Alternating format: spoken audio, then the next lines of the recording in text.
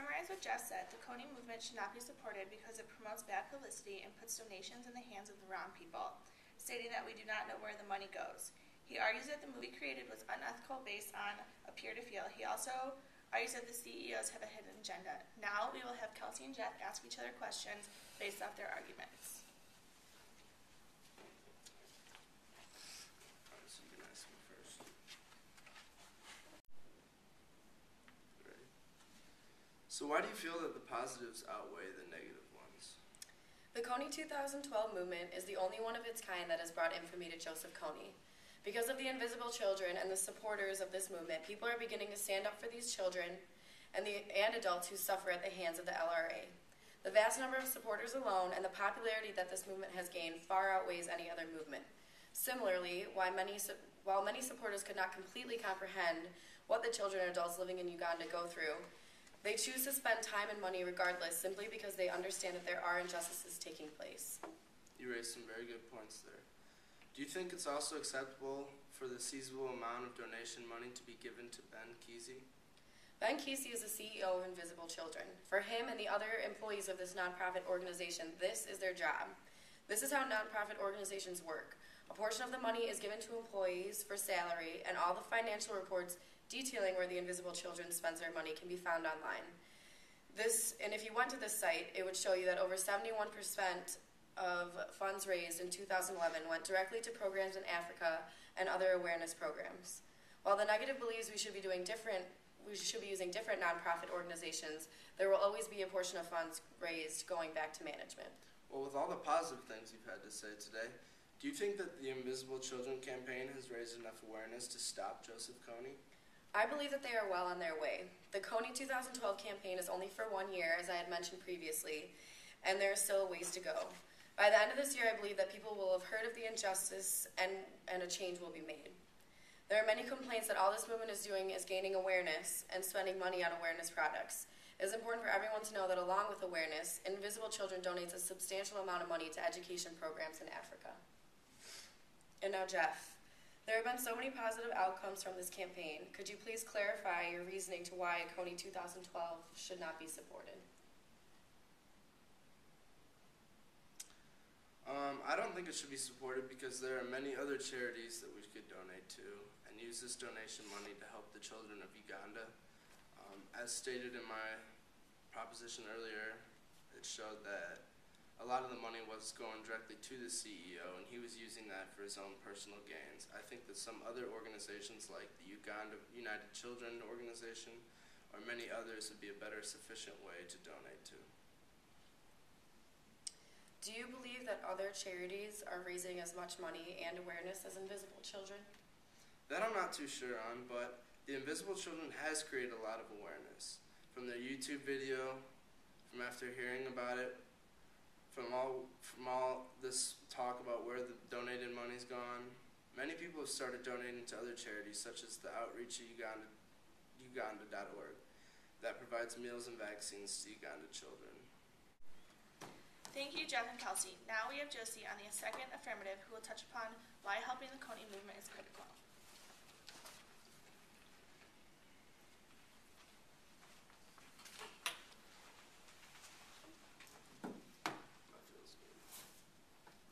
Jeff has made some valid points, but we feel that the Kony 2012 movement is the best option we have for putting an end to this terror and helping the innocent children of Uganda. I would like to highlight several major reasons why you should support this movement. First of all, Jeff began his speech by saying that money and fame are falling into the hands of the wrong people. I would just like to point out that this is what's wrong with the anti-Kony allegations.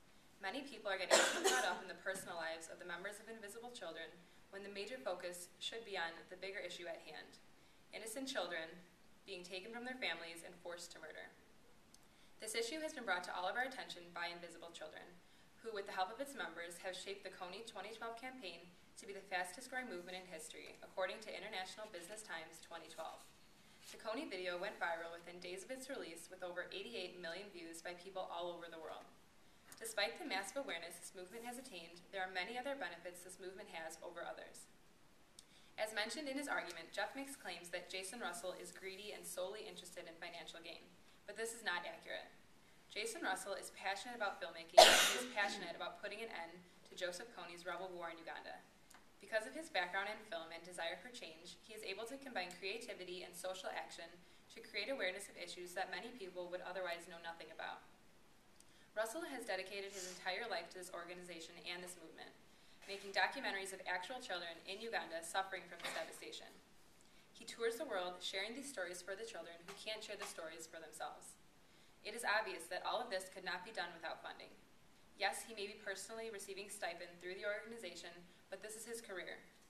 He needs to make a living too, and if this is how he wants to do so, by helping end a genocide war of innocent people, then I think he's worthy of financial success. Another reason you should support this movement is because of the continuous efforts this organization is involved with. This movement goes beyond shiny viral videos and media publicity. According to InvisibleChildren.org, this organization partners with local communities in Central Africa to implement and maintain education programs and economic initiatives in the war-affected region. Jeff also claims that this organization should have done a better job at gaining U.S. involvement many years ago. Well, the fact is, awareness was made public in 2005, just a few years after their first encounters with the rebel war in Uganda in 2003. During this trip, Russell and his colleagues witnessed the terrible injustices in Uganda and felt they needed to do something. It was in these 2 years, between 2003 and 2005, that they created the original film entitled Invisible Children. It may have taken extra time to relay this message to the U.S., but this is because they spent countless hours capturing the real stories of victims to make sure they were accurately portraying their struggles. They spent time personally connecting with these children there, such as Jacob, offering emotional and financial support, and creating friendships, Kony 2012. The members of this organization not only have a personal connection to the children suffering from the war, but they are inspiring hope every day. They are actually over there, in Africa, with these children. What other movement or organization is actually doing this kind of efforts? What other organization has created so much awareness or is making it their mission to end this war? The truth is, Invisible Children is making the most continuous, powerful, and compassionate efforts of any other organization out there. I would also like to make a statement about Jeff's desire for a more comforting, hope-filled message. The reality is that this situation that is happening right now in Uganda is one that should strike fear in the hearts of the people of this world, and it should not be taken lightly. The Kony 2012 movement, led by Invisible Children, is the best solution to stopping Joseph Kony and ultimately saving thousands of lives. Last but not least, the Kony 2012 movement is resulting in action from people like you. Invisible Children has inspired hope that we can end the vast amounts of suffering occurring in the world. With the help of this movement, we can stop this terrible man and bring him to injustice. How can this be a bad thing?